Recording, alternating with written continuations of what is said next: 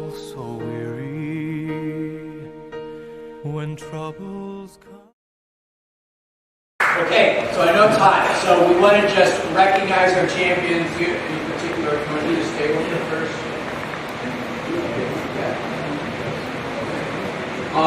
We have an overall Staberfleur championship. You folks who are not golfers, it doesn't really matter going into the explanation, but today there were golfers that were not in their site category final match plays, and they all played for a Staberfleur championship. And the winners are Glenn Babcock from Ontario, Canada, and his coach, Rick Makiewicz. So,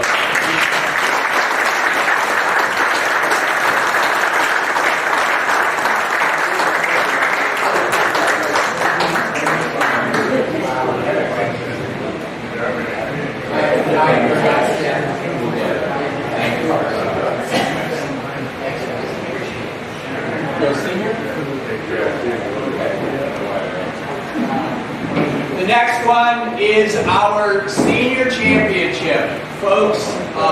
This is one of the cooler competitions, I think.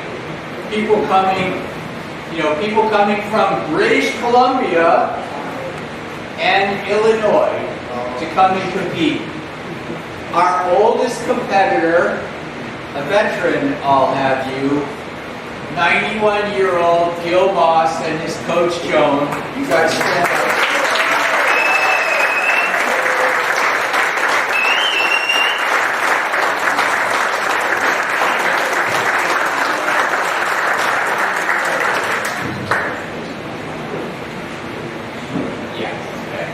And they competed against George Thurkill from British Columbia, and Roger Klein, who was up here, coached him in the tournament, and George won the senior division, so George has won several senior.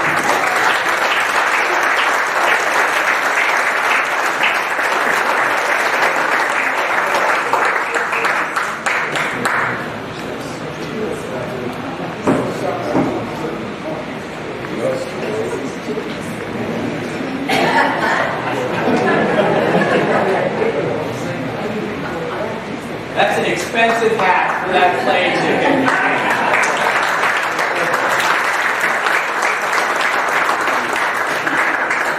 And real quick again, the sport of blind golf is played in 3 divisions, so we'll go B3, B2, B1. B3 division, individuals, their vision has to be less than 2200, all the way down to 2600. I'm going from memory, so I hope this doesn't get screwed up. So, Doug Penner from Canada, stand up, came from Winnipeg, Manitoba, and he was coached by Steve Donaldson from Ohio. And they competed against Art Border from Florida and his wife Sue, who coached him. And Sue and Art won, I think, after 16? 3 and 2. 3 and 2. Yeah. All right.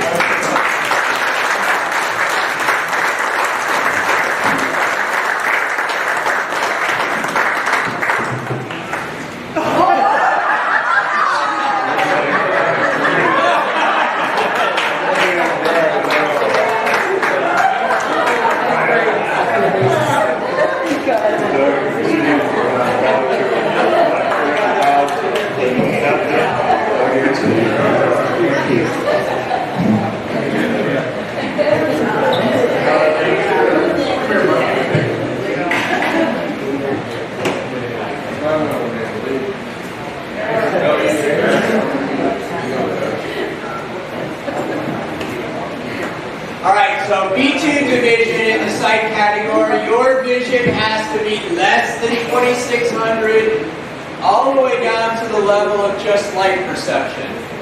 So I have a stake in this one, so I get to gab on this one for just a second. So, where's Randy at? So my coach Randy and I played again. Go ahead, Randy, stand up. So Randy and I played today.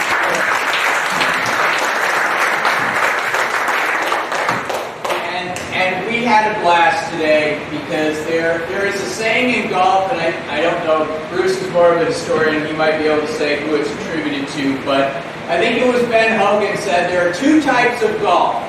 There are golf with your friends, and there's competitive golf. And they're not even close. But today, it was great because Bruce and I have been friends for 17 years. He's my fellow co-director. I have a whole basement full of second place finishes behind Bruce. But we had an incredible competition. We turned it even. We went to the back. We finally stepped on my neck, but we made it to 17. But when you play, you want to play the best. And I had a great time. So this year's champion is Bruce Hooper and his wife Judy, their coach.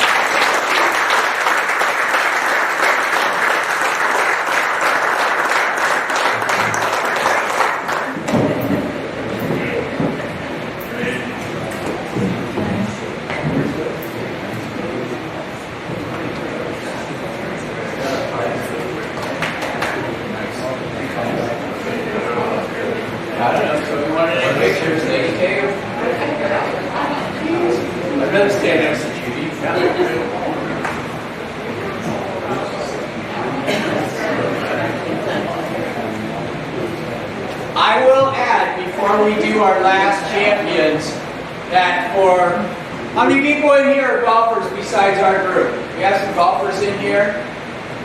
Bruce, in the cut-down day on Wednesday at Hawk's Nest, eagled number 10 from 100 yards out. So that's a player. Yeah, it's good coaching. All right, the last award is I don't know, I can put all kind of markers on this, but if you want to call the flagship of blind golf, if you can imagine playing golf totally blind, as difficult as it is for us that play in the vision-impaired divisions, but to hit a golf ball totally blind and play the game on an equitable basis as sighted people. I've been involved in this for 20 years, never ceases to amaze me. The competition that took place today, the boys from Georgia, as we call them, Brian Oglesby and his good friend and coach, Jason Hogan. So you guys stand up.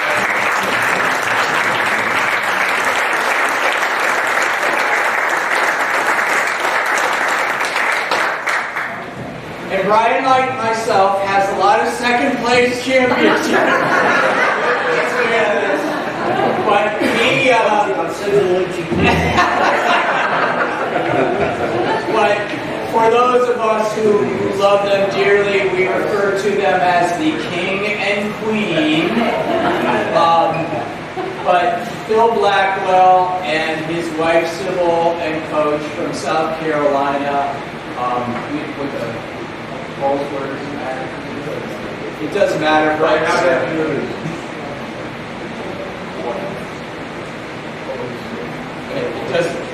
it doesn't matter. But Phil, also before they come up, again, for those of you who are golfers, if you are familiar at all with Hawk's Nest, Phil eagled number 3. How far, Sybil? 130. Flew in the cup. Eagled number 3. But our B1 champions are Phil Blackwell and his coach and wife, Sybil Blackwell.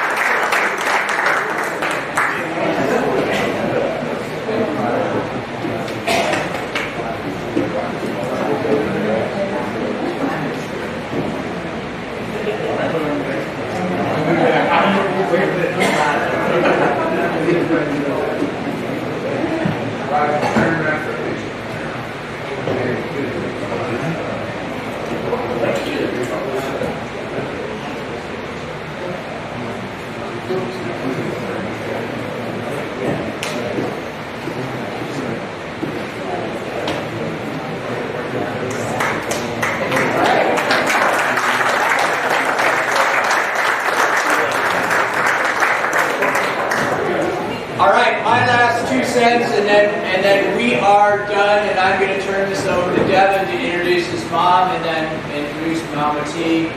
But again, my thanks to the community. This is a year-long event. If anyone has seen the article that was in the Gazette today, as I said, they certainly highlight we would not be here, we would not be as successful as we've been over the last 8 years without the American Legion. I'm a proud member of the Sons of the American Legion, new Commander Ron, Post Commander Joe, and certainly Doc, Nancy, Trish, everyone from this post. The only reason we've raised the money that we do and helped the kids we've had, which by the way, we're headed towards 70 scholarships over the last 15 years, we could not raise that money. So my heartfelt thanks to everybody. I know it's hot, so I'm turning it over.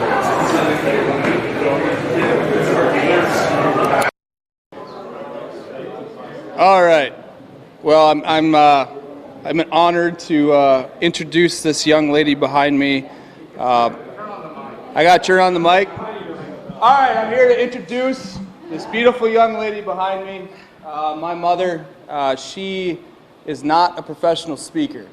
She has very rarely shared the story she's about to share with all of you, but she is the rock of our family. She is an inspiration to so many people out there, and she's sacrificed so much, both these women have, and couldn't be more proud to introduce my mother, Christine Shy.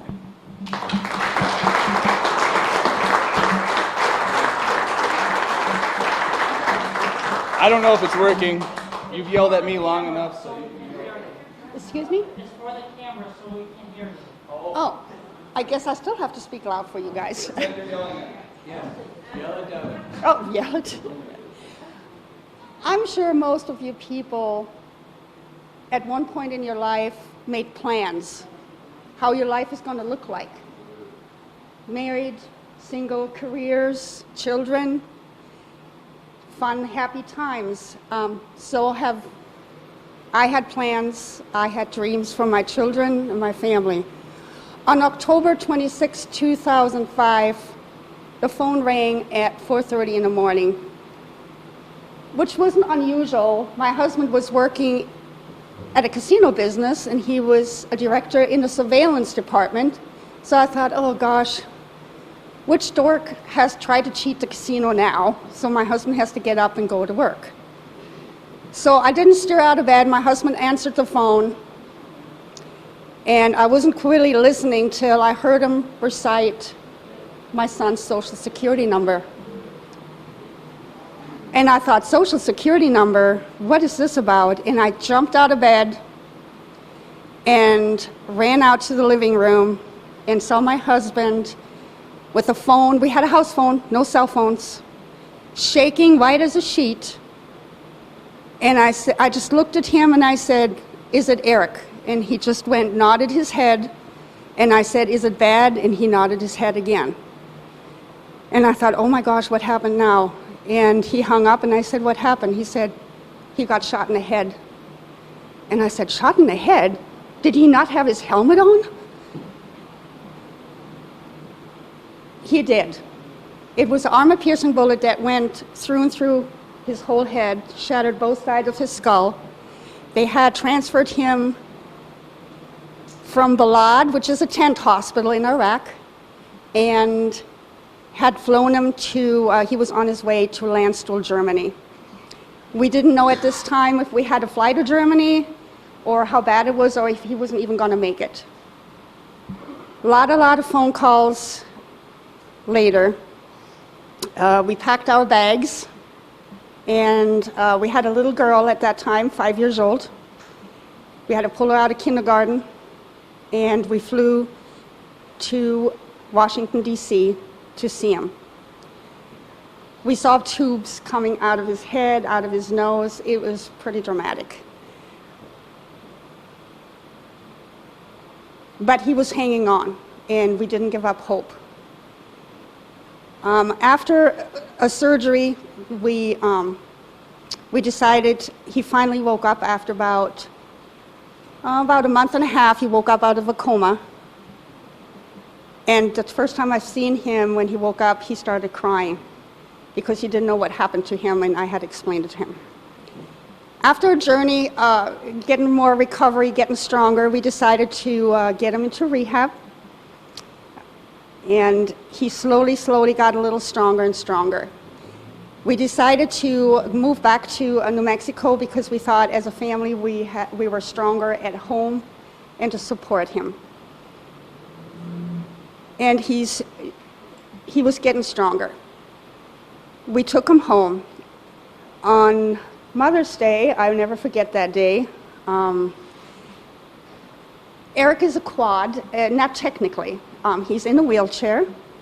I have to help him with everything, feeding, dressing. He's in diapers. So he needs a lot of help. So it was quite a big change for our whole family. But we adjusted well.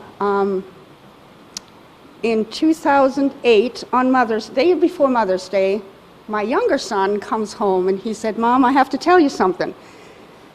You better sit down." I said, "Oh my God, your girlfriend is pregnant." And he said, "Oh, I never thought about that."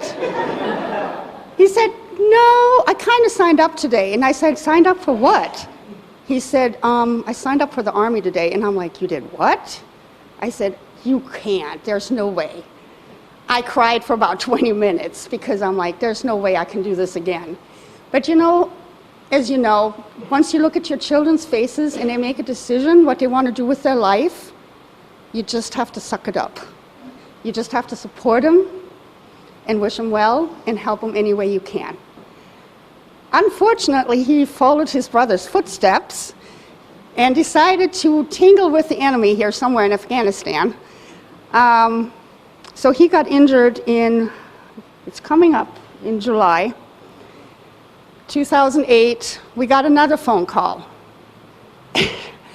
And I just knew when I looked at the number, it looked weird. And I'm like, oh, no, not again. And I answered the phone, and he was on the phone.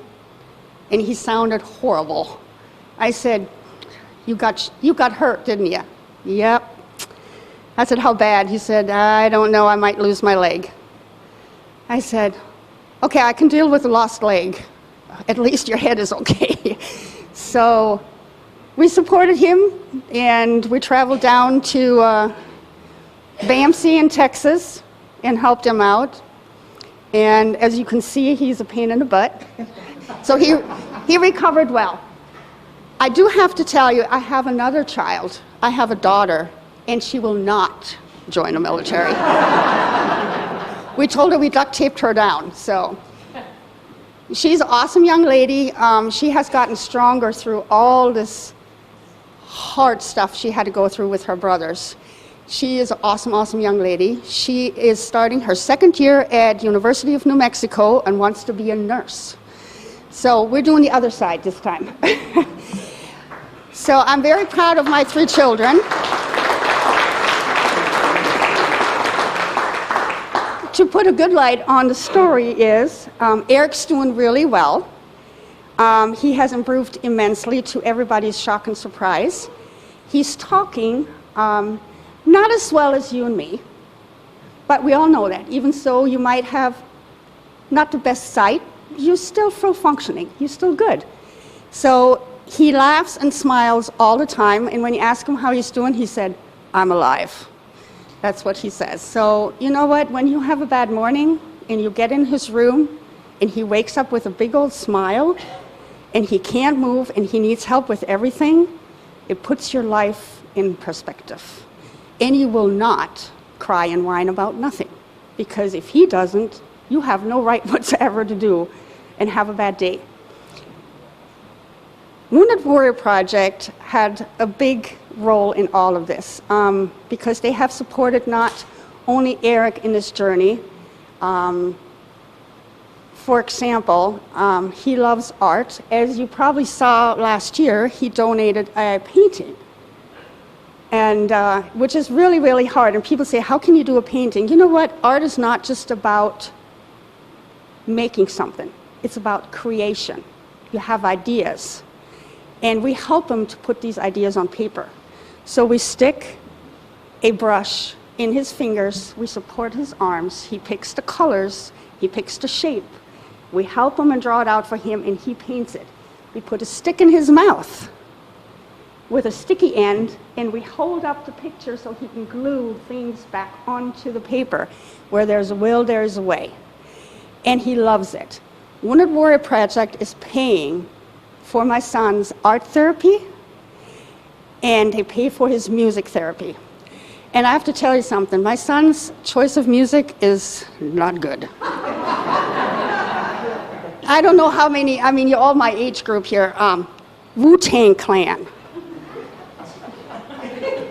You need earplugs to hear these songs. It's like every second word is the F word. I'm like, oh my gosh. And he smiles and he mouths the words the whole time. So we go to music therapy. He has a special glove. We put the stick in his hand, and he tries really hard to hit that drum. And he thinks it's just the coolest thing ever. So this is another program that they support. And my best one is, I'm getting older. I don't know how long I can do this. I don't know how long I can dress him and help him and push him. Wounded Warrior Project set up a trust fund for my son, so he does not have to go in a nursing home. He's only in his 30s.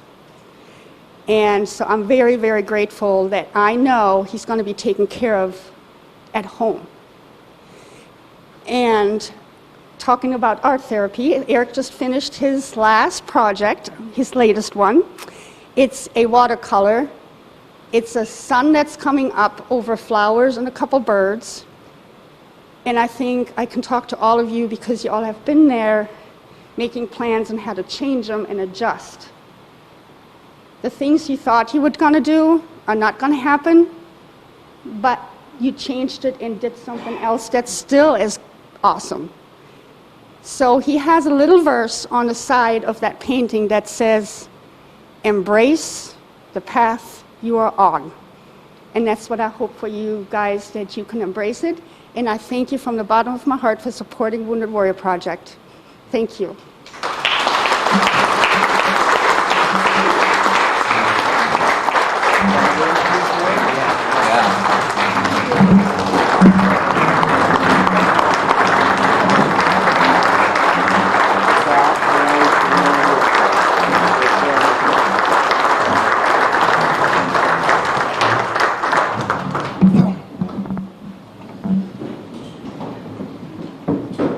And with Mama T, I know this is, she's probably going to get mad at me because I don't have her bio and I don't have her introduction, but I know she doesn't care. But I've known Mama T for quite a few years now. She is something she does not talk about very often.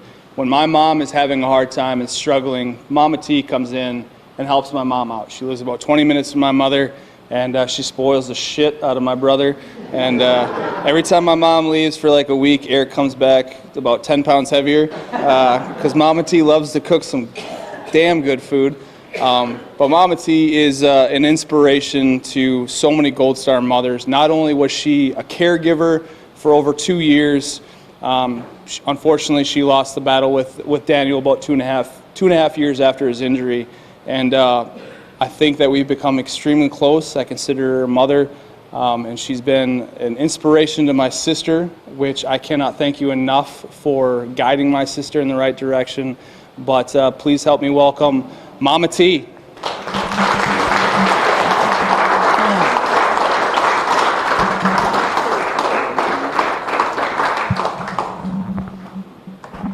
I guess I should hold it the right way up, right?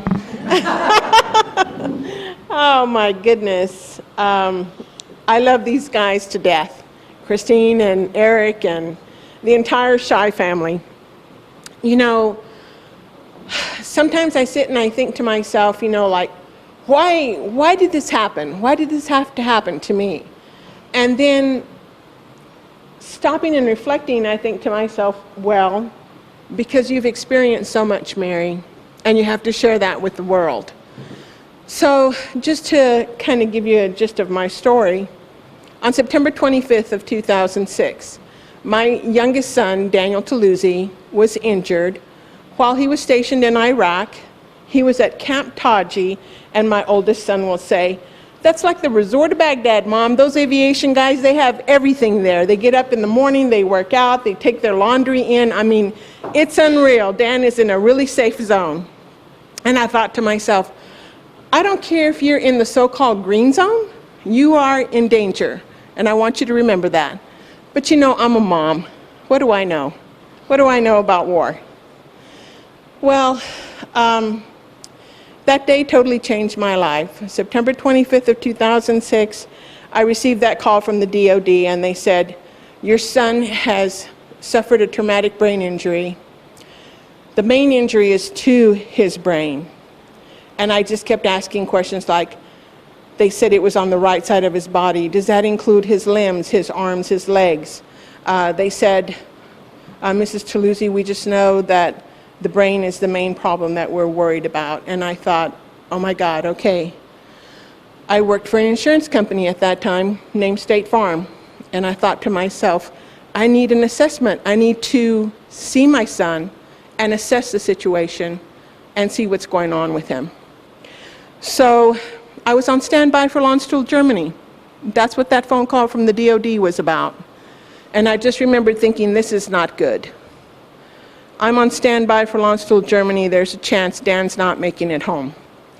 But in the meantime, that voice in the tunnel, in that phone, I asked my daughter, please get me a pencil and a paper, because I'm not registering everything. And I wrote down, right side of his body, main injury to his head. You're on standby for Landstuhl, Germany. You can leave as early as 5 o'clock in the morning. And like clockwork, there were tickets at the Albuquerque airport at 5 o'clock in the morning. They were sending me to Washington, D.C. to pick up passports for myself and Jennifer. My son Christopher, who had been in Iraq, he's my oldest son. He had been in Iraq the year before. He had already been expedited. He was on his way to Germany. And I thought, oh my God, as a mom, that's my oldest son going to see his baby brother. I mean, how is he going to handle that? And you know, it was terrifying. And I thought, okay. When Jennifer and I reached Washington, D.C. to pick up our passports, it was precisely an hour. And within that hour, we were in another car with Army liaison driving us to the airport to Landstuhl, Germany.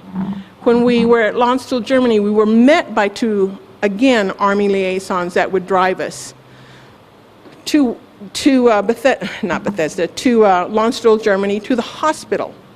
And I remember thinking to myself, oh my God, I really just need to see Dan. But on the way up there, Jennifer all of a sudden realizes that she is on the Autobahn.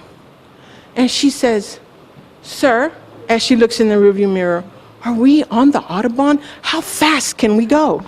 And I thought, really, Jennifer? And then I said, oh my God, this is where humor comes in to protect us.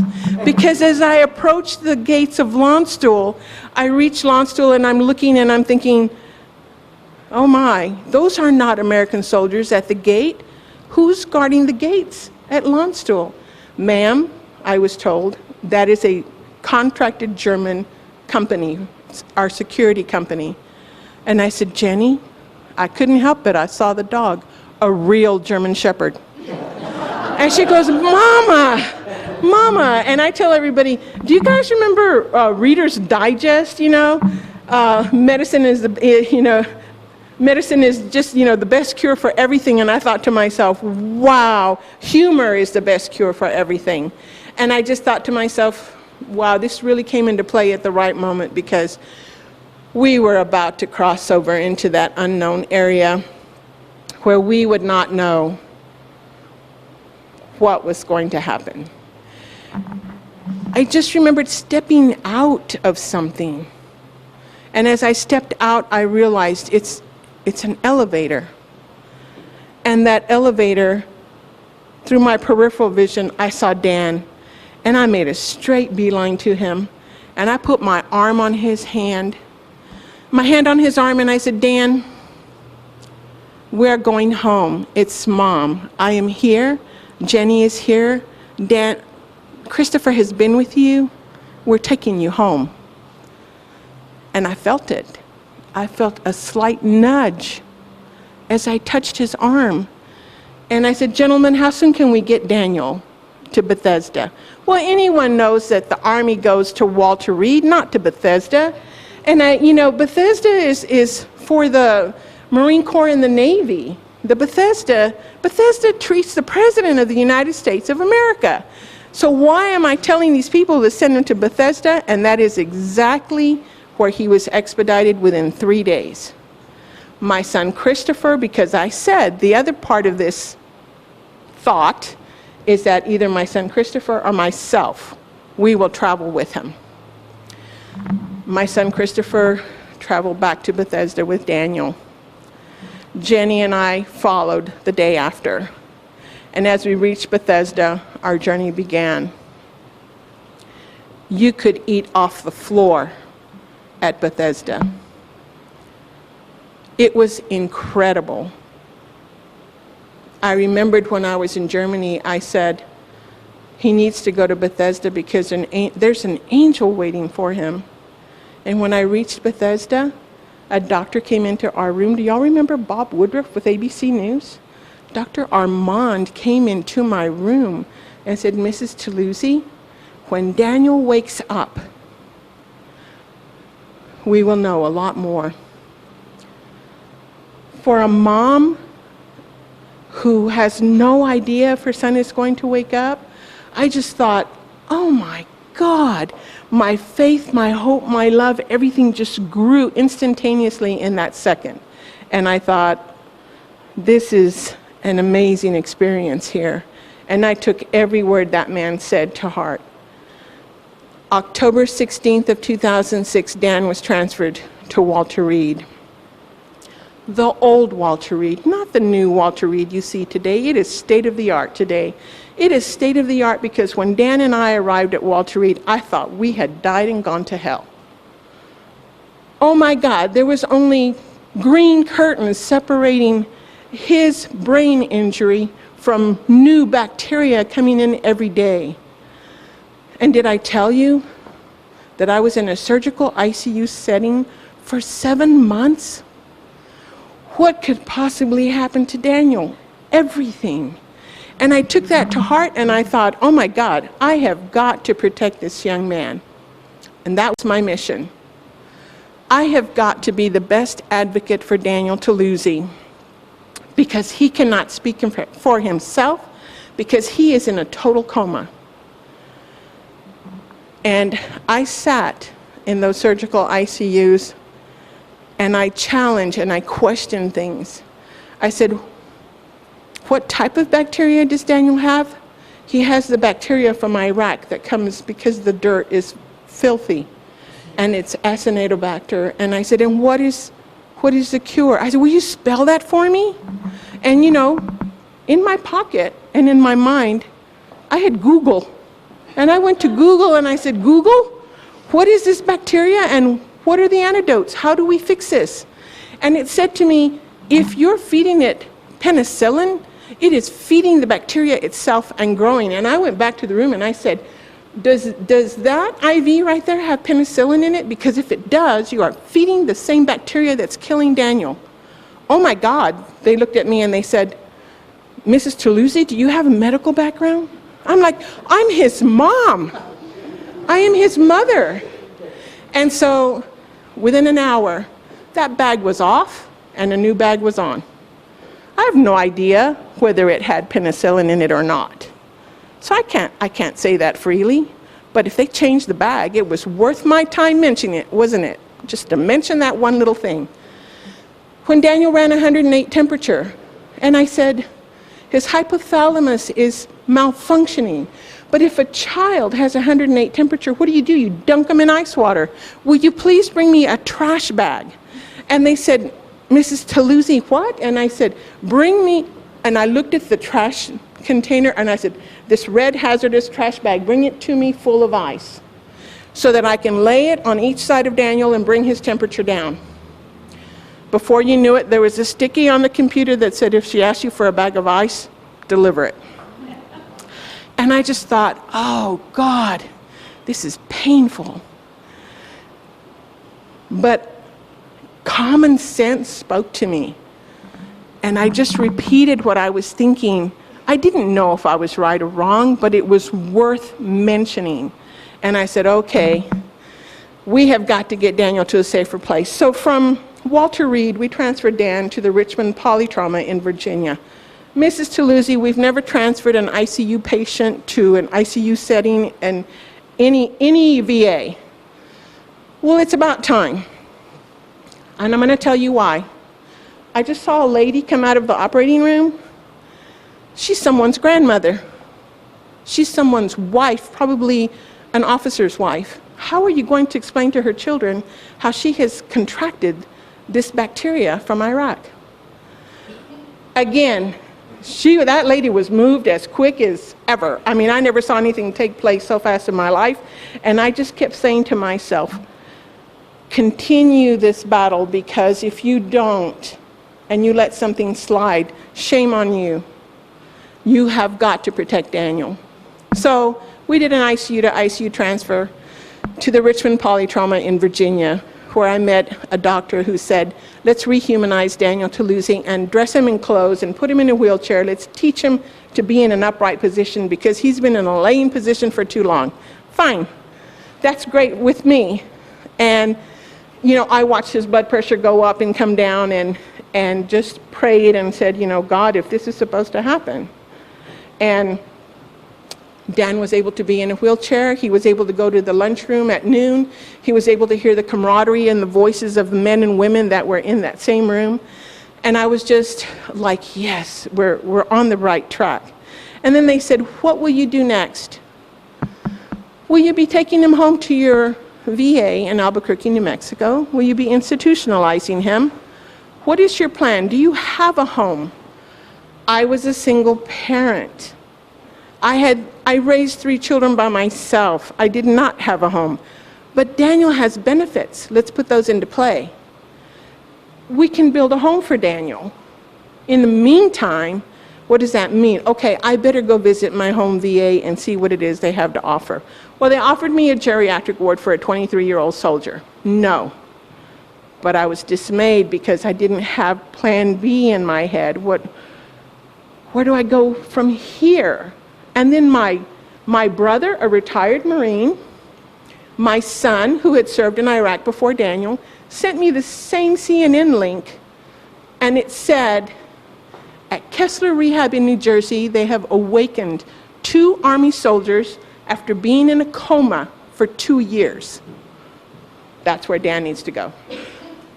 So I went back to Richmond, and they said, how was the VA? No, not just no, but no, that's not going to happen.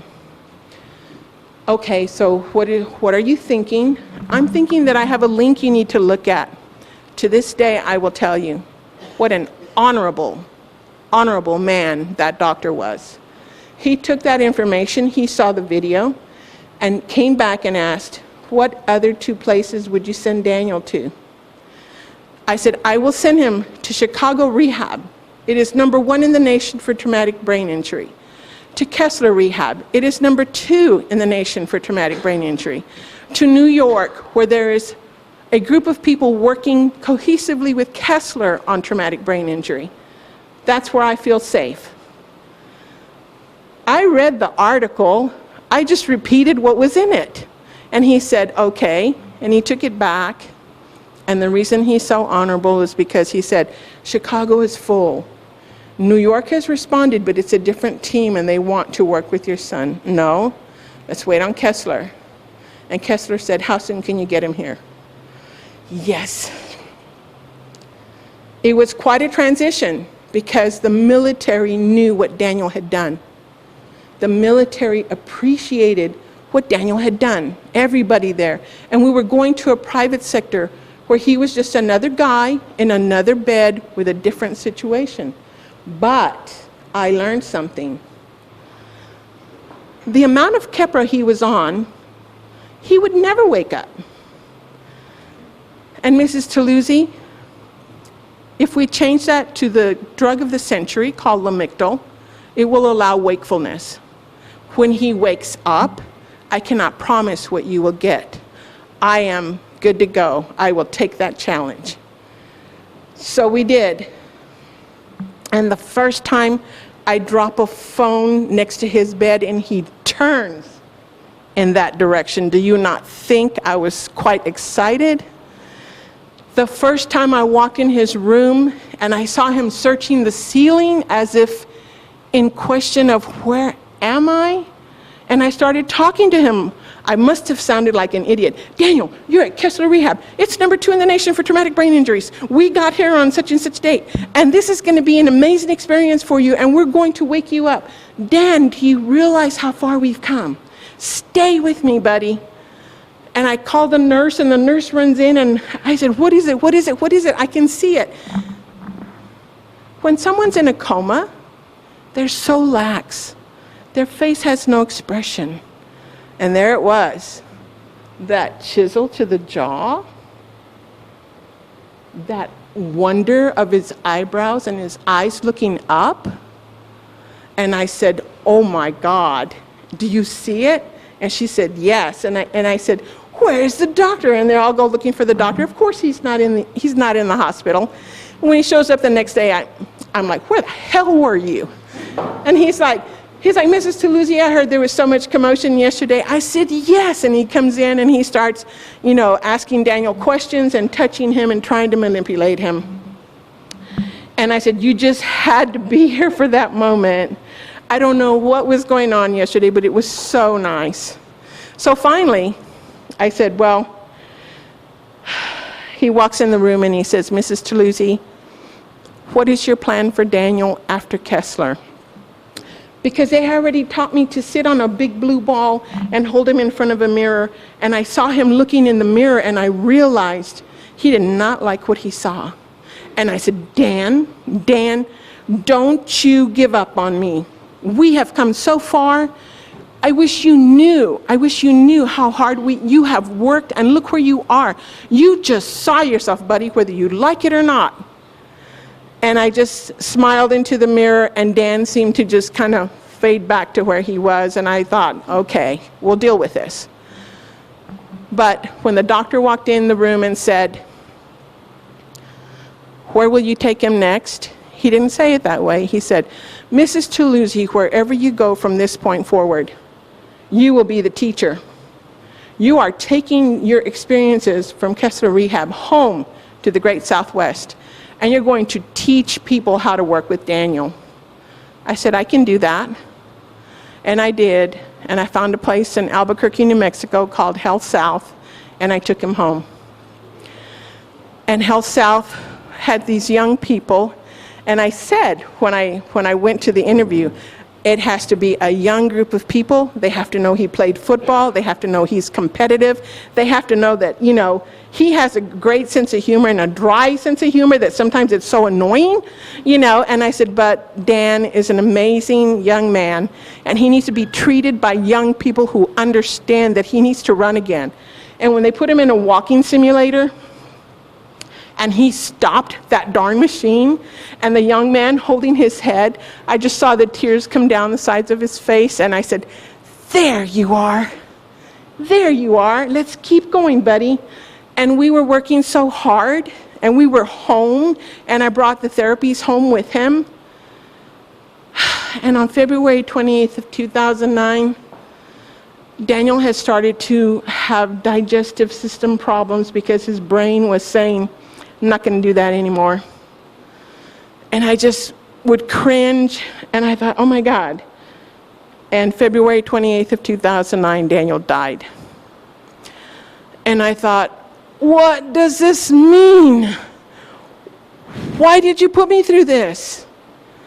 And one day I was in the shower, and I was so angry, and when I turned that shower on, the tears just went rolling, and I just looked up and I said, ask your mother how she felt when they crucified you on that cross.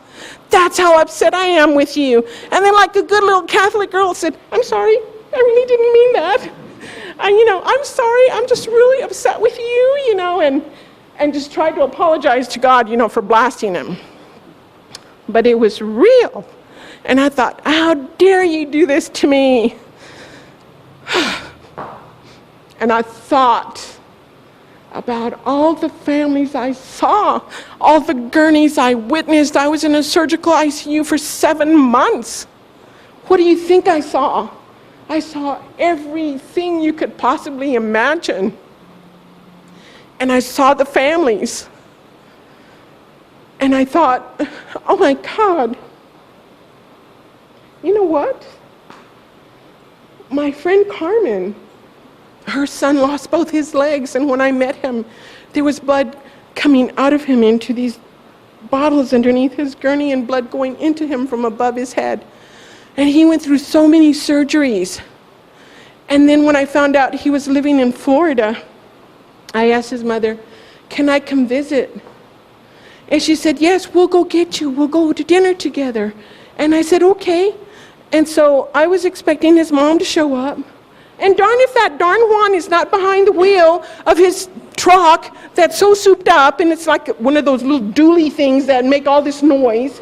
And and he drives up and he says, Doña Maria. And then I see this thing come down and a wheelchair roll out. And he's like, Doña Maria, how are you? And I'm like, oh my God, Juan, you're driving? Are they nuts? I'm like, wow. That's what I thought of. And I said, you know what? I had this experience with Daniel Taluzzi because I'm supposed to take what I know and tell you about it. And I'm supposed to tell you, these guys are surviving injuries that we did not survive in previous wars. And we have got to do everything on our behalf for them. For them. Because we cannot accept the status quo. There is no status quo. There is only perfection. There's only moving on to the next thing that needs to be addressed. And that's the one thing I love about Wounded Warrior Project. I met them when they brought that backpack to Dan, and they spoke to him. And they said, Daniel, thank you for your sacrifice. Thank you for what you've done for our nation.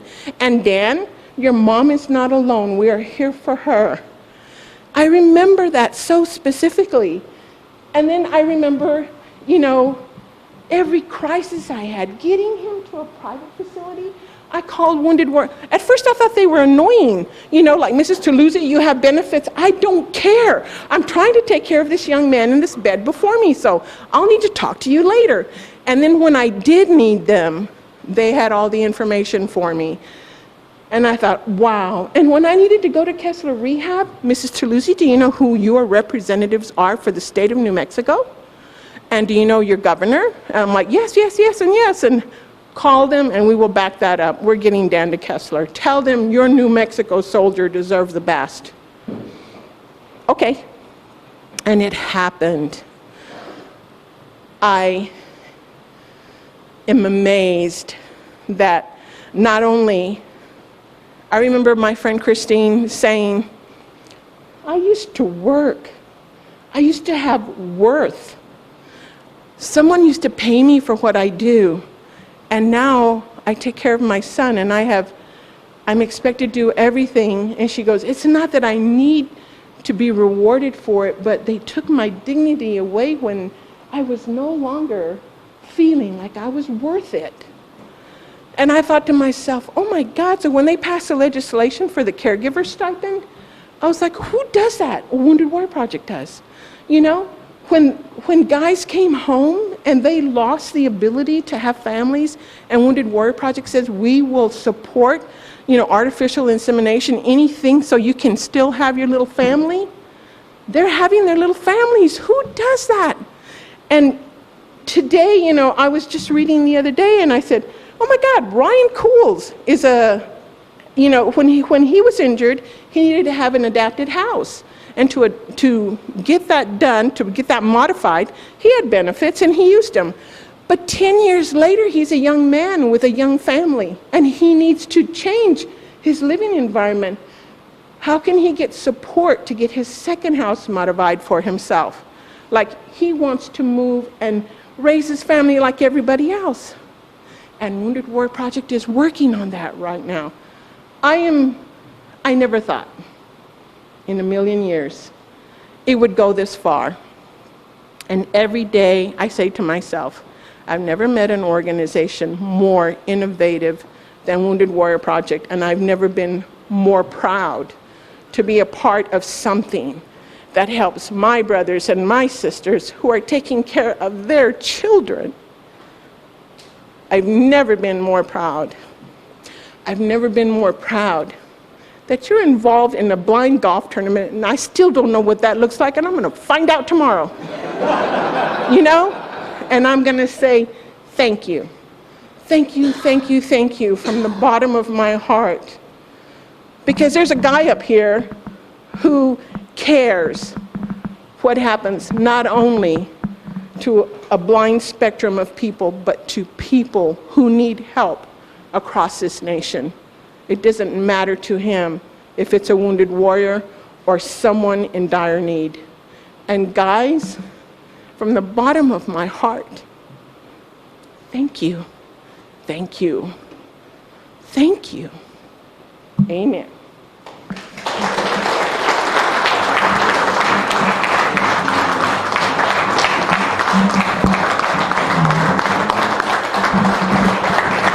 Thank you, young lady. Thank you.